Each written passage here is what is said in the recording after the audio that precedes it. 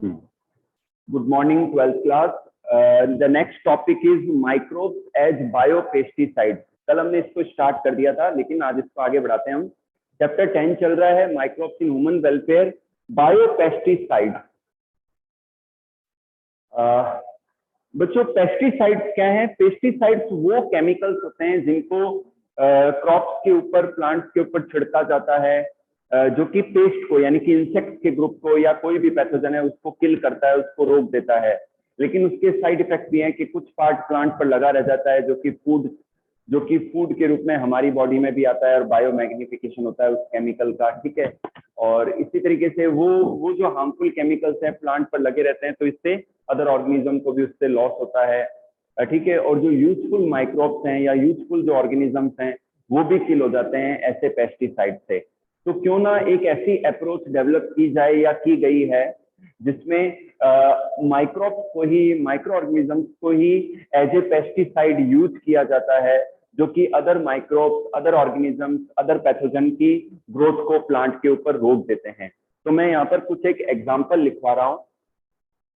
बैक्यूलोवायरसेस,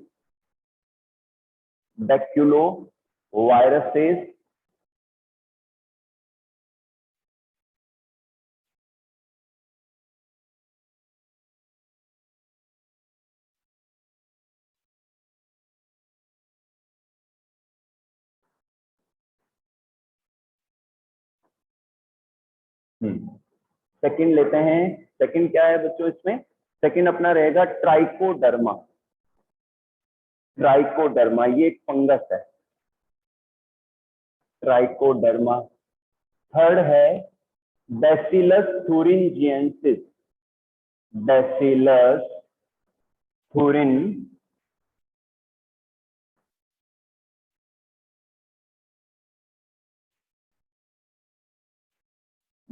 thuringiensis, in short इसे हम BT कहते हैं. क्या कहते हैं? बीटी कहते हैं. और फोर्थ है रेड एंड ब्लैक बीटल. ये आपके एनसीईआरटी का ही पार्ट है, ध्यान से देखिए.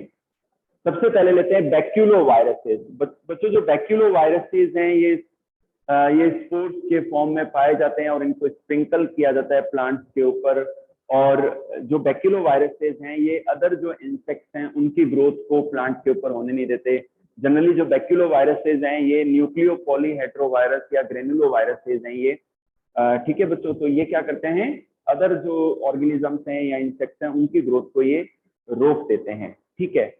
और सेकंड लेते हैं ट्राइकोडर्मा एक फंगस है जो कि रूट के ऊपर सिम्बायोटिक एसोसिएशन बना के रहता है और रूट के साथ में सिम्बायोटिक एसोसिएशन के फॉर्म में पाया जाता है. और दूसरे ये पैथोजेंस को ग्रो नहीं होने देता. दूसरे पैथोजेंस को क्या नहीं करने देता? ग्रो नहीं होने देता ये. ठीक है बच्चों. नेक्स्ट लेते हैं बैसिलस थुरिंजिएंसिस. बहुत इंपॉर्टेंट है, आगे बायोटेक्नोलॉजी में भी पढ़ेंगे. बीटी ये बैक्टीरिया है. आपने सुना होगा बीटी कोटन, बीटी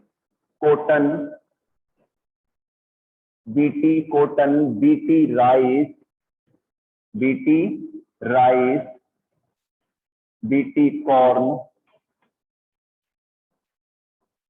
बच्चों, बैसिलस थुरिंजिएसिस जो बैक्टीरिया हैं ये, इनके अंदर एक ऐसा जीन पाया जाता है जो कि एक स्पेसिफिक प्रोटीन रिलीज करता है जो कि क्रिस्टल प्रोटीन होती है. तो जनरली ये जो प्रोटीन है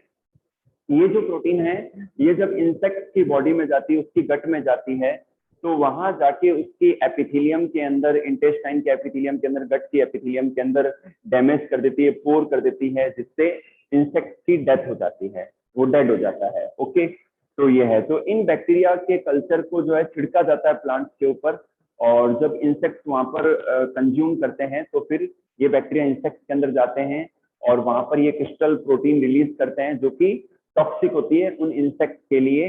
लेकिन ये प्रोटीन ह्यूमन के लिए या कैटल्स के लिए हार्मफुल नहीं होती है. ठीक है. साइंटिस्ट हैं उन्होंने क्या किया? उस जीन को फाइंड आउट किया जो कि उस क्रिस्टल टॉक्सिक प्रोटीन को कोड करता है. तो उस जीन को निकालकर प्लांट्स के अंदर उस जीन को इंट्रोड्यूस कर दिया गया है। क्या कर दिया गया है? इंट्रोड्यूस कर दिया उस बीटी जो बैसिलस thuringiensis का जो जीन है जो कि क्रिस्टल प्रोटीन को कोड करता है। तो ऐसा करने से जो प्लांट है वो इंसेक्ट रेजिस्टेंट हो गए हैं। तो सबसे पहले एक क्रॉप डेवलप की गई बीटी कॉटन। तो कॉटन के अंदर बैसिलस thuringiensis के उस जीन को जो है वहां इनकॉर्पोरेट किया गया है कॉटन प्लांट की सेल्स के अंदर, ठीक है। इसी तरीके से बीटी राइस और बीटी कॉर्न प्लांट भी डेवलप किए गए हैं। इसके बाद में बात करते हैं रेड एंड ब्लैक बीटल्स। ये जो बीटल्स हैं इनको अगर फार्म के अंदर इंट्रोड्यूस किया जाए तो ये अदर इंसेक्ट्स को और मॉस्किटोज को खा जाते हैं, किल कर देते हैं, ठीक है। तो इस तरीके से ये बायोपेस्टिसाइड्स के रूप में ये जो ऑर्गेनिजम्स हैं यूज किए जा सकते हैं फार्म के अंदर, खेती के अंदर, एग्रीकल्चर के अंदर, जिसका कोई साइड इफेक्ट नहीं है ह्यूमंस के ऊपर या अदर कैटल्स के ऊपर। आगे बढ़े, चलिए नेक्स्ट लेते हैं microbes as bio fertiliser.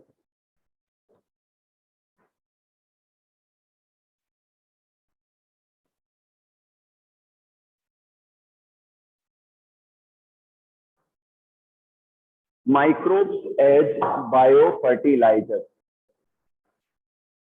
Microbe as bio fertiliser.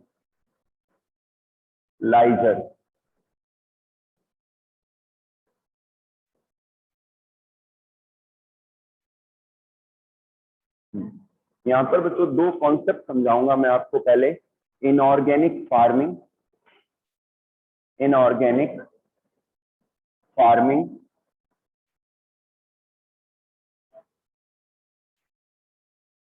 Organic farming, organic farming,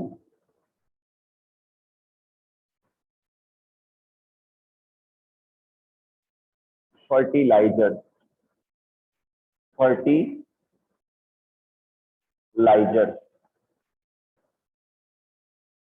ठीक है। ये फर्टिलाइजर्स हो गया। नेक्स्ट लेते हैं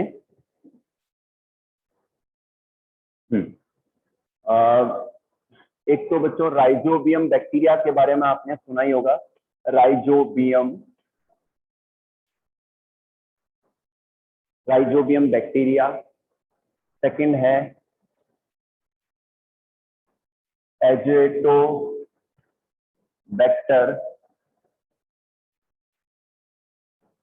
एजो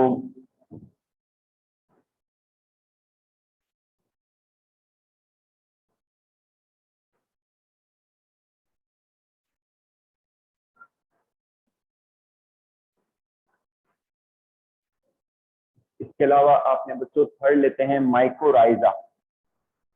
माइकोराइजा के बारे में पढ़ा होगा, माइकोराइजा।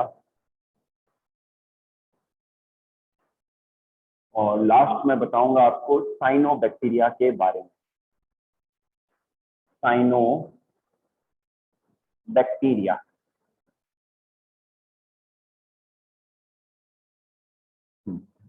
ओके बच्चों ध्यान से देखिए।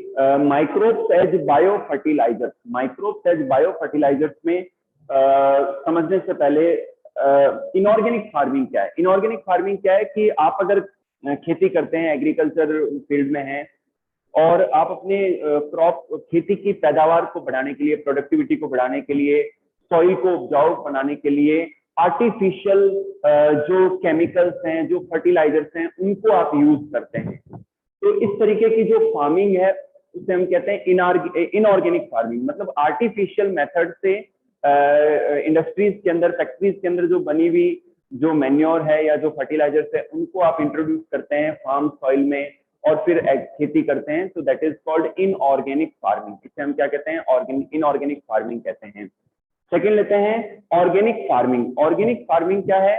अगर आप नेचुरल मेथड से फार्मिंग करते हैं, नेचुरल मेथड से मतलब नेचुरल जो खाद है, मैन्योर खाद को कहते हैं, जो कि नेचुरली बनती है, ठीक है, गोबर के द्वारा या वेस्ट के द्वारा या एनिमल एक्सक्रीटा के डिकम्पोजिशन के द्वारा।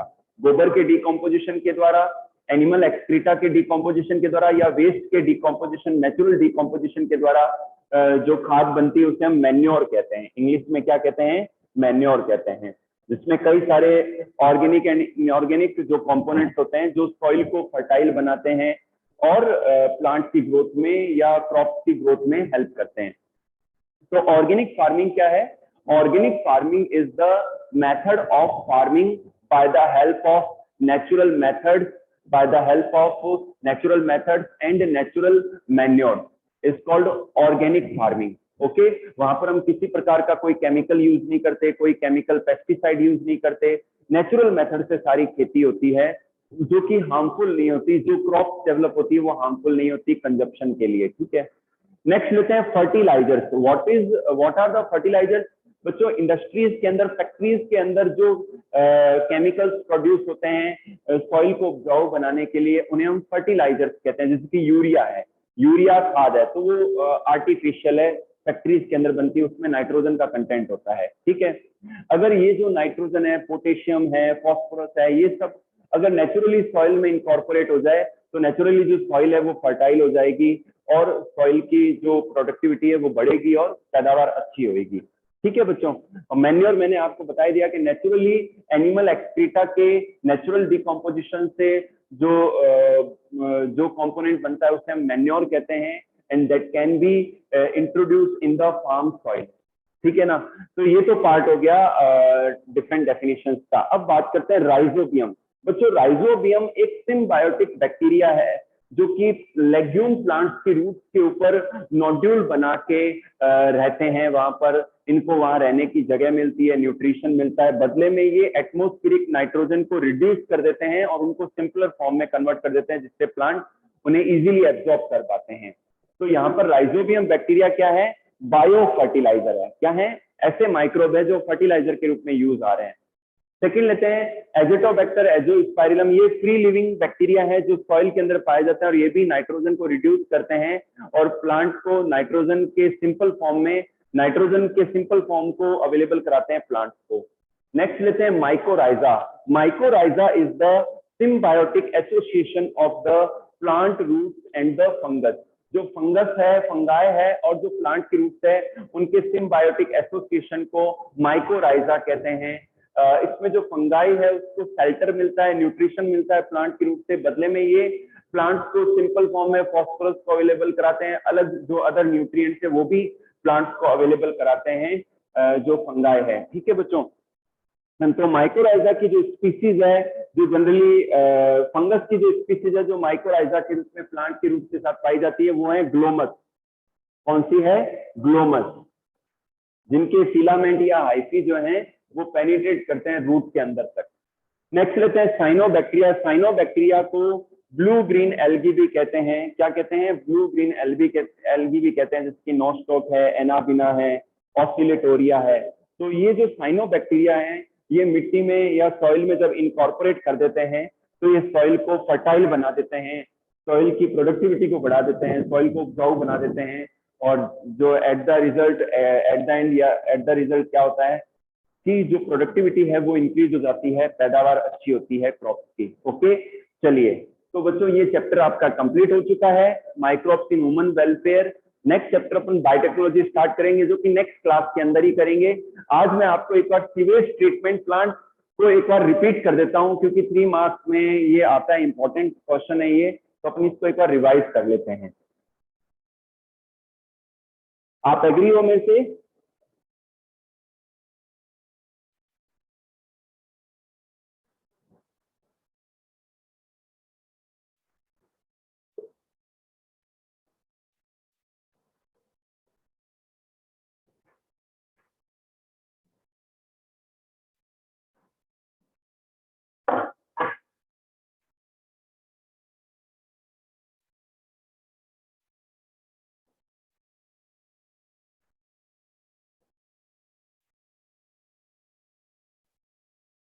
हाँ, चलिए बच्चों, micro and sewage treatment. microbes in sewage treatment.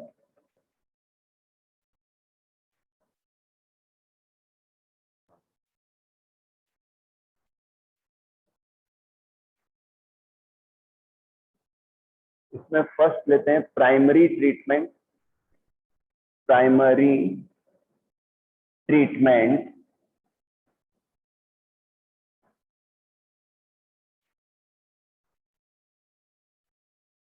Primary sludge,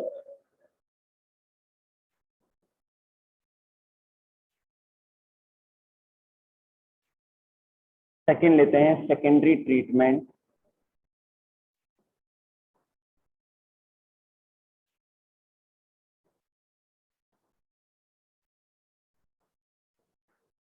secondary treatment में एक तो बच्चों आपको बताना है बीओडी के बारे में, एरोबिक डाइजेशन। एरोबिक डाइजेशन के बारे में एक्सप्लेन करना है अगेन। और एक आपको बताना है एक्टिवेटेड स्लज।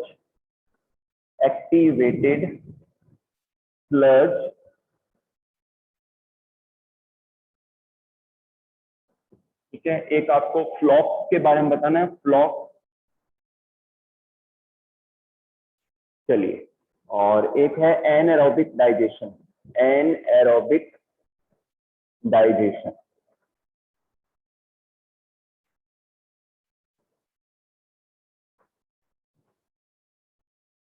यस। ध्यान से देखिए बच्चों, microbes in sewage treatment. Sewage क्या है बच्चों? घरों से निकलने वाला जो वेस्ट वाटर है उसे सीवेज वाटर कहते हैं।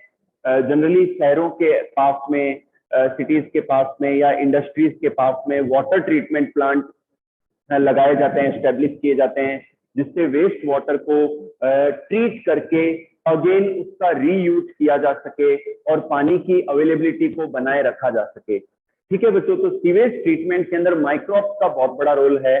प्राइमरी ट्रीटमेंट कैसे किया जाता है? बड़े टैंक्स होते हैं जिनमें फिल्टर्स लगे होते हैं, जालियां लगी होती हैं। तो प्राइमरी ट्रीटमेंट में जो प्राइमरी टैंक है वहां से जब पानी को फ्लो करवाया जाता है वेस्ट वाटर को, तो जो फिल्टर है, जो जालियां हैं, वहां पर जो पेपर है और पॉलीथीन है, बड़े पत्थर हैं, ये सब पीछे रह जाते हैं।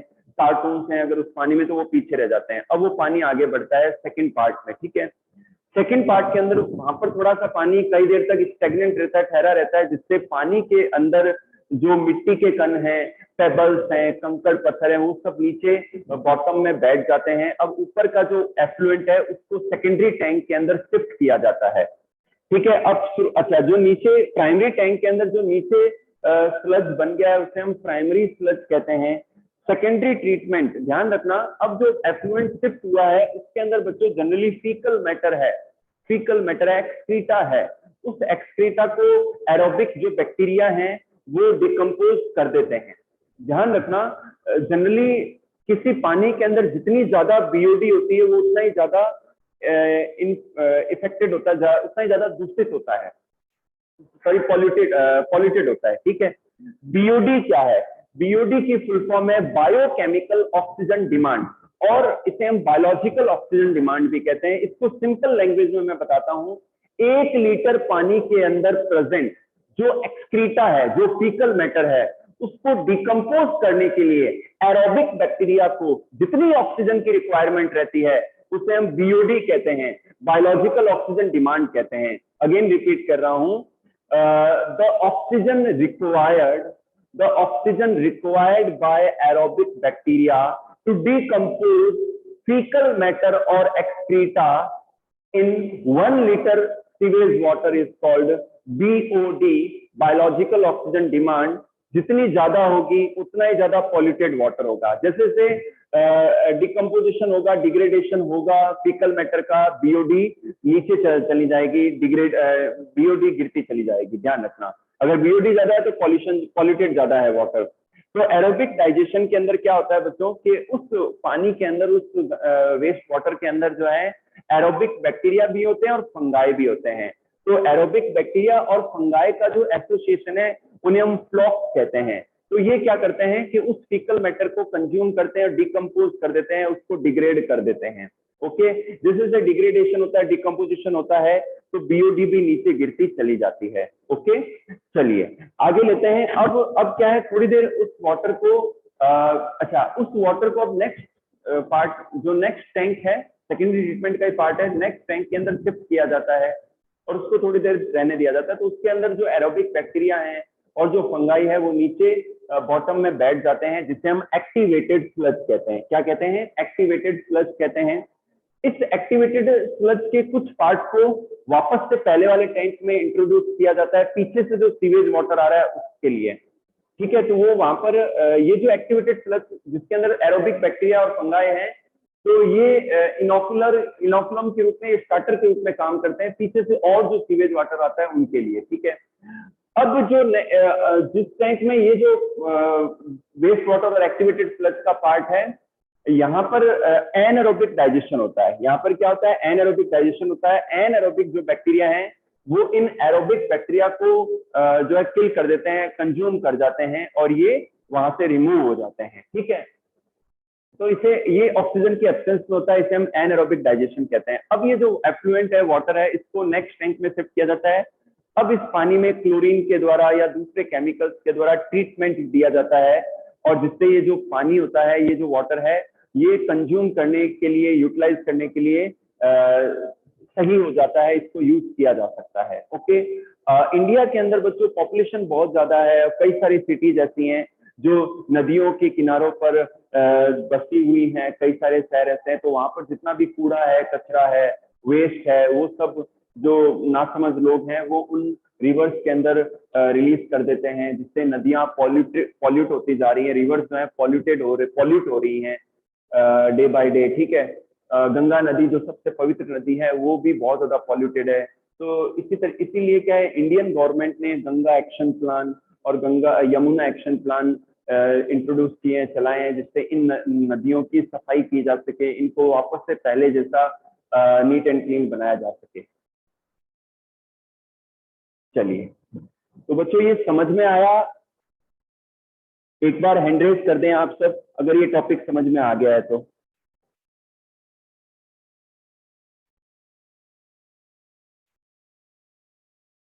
चलिए, ओके बच्चों, तो मैं आज बायोटेक्नोलॉजी स्टार्ट करता हूं।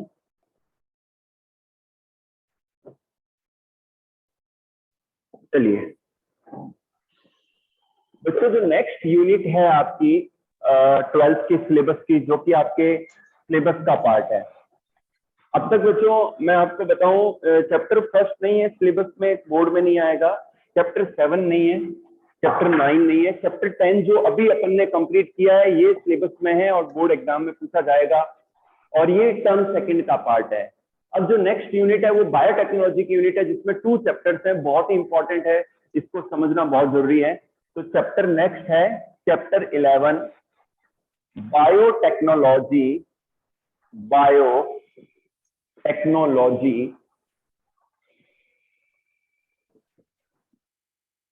Biotechnology principles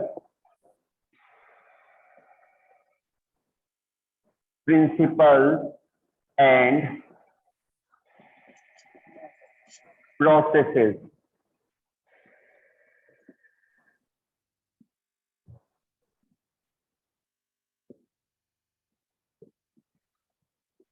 biotechnology principles and processes. चलिए, तो सबसे पहले बात करते हैं बायोटेक्नोलॉजी की। ये क्या है biotechnology? W arbor,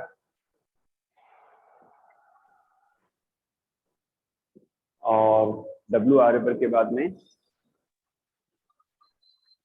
arbor, Nathan and Smith.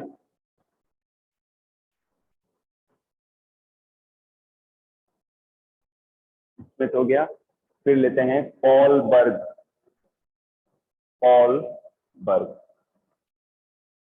फिर लेते हैं father of genetic engineering, father of genetic engineering, genetic engineering.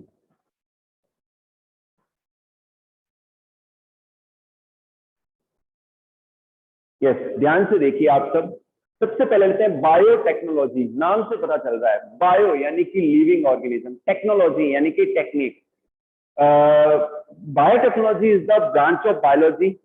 एक ये नई एडवांस ब्रांच है बायोलॉजी की, जिसके अंदर टेक्निक के द्वारा, टेक्नोलॉजी के द्वारा जो माइक्रो ऑर्गेनिजम्स हैं उनके अंदर मैनिपुलेशन किया जाता है, उसके अंदर चेंजेस लाए जाते हैं to in the human welfare. ठीक है ना, to produce the medicine, vaccines, enzymes, hormones, okay, तो इन द ह्यूमन वेलफेयर। दोबारा सुनिए आप, biotechnology is the branch of biology, it deals the changes in microorganism by the help of technology to produce the medicines, vaccines, enzymes, hormones and services in the human welfare। Human welfare के लिए ये सब चीजें की जाती, ये product produce करवाए जाते हैं या ये सर्विसेज जनरेट की जाती हैं। ओके बच्चों, सेकंड है जेनेटिक इंजीनियरिंग। जेनेटिक इंजीनियरिंग क्या है?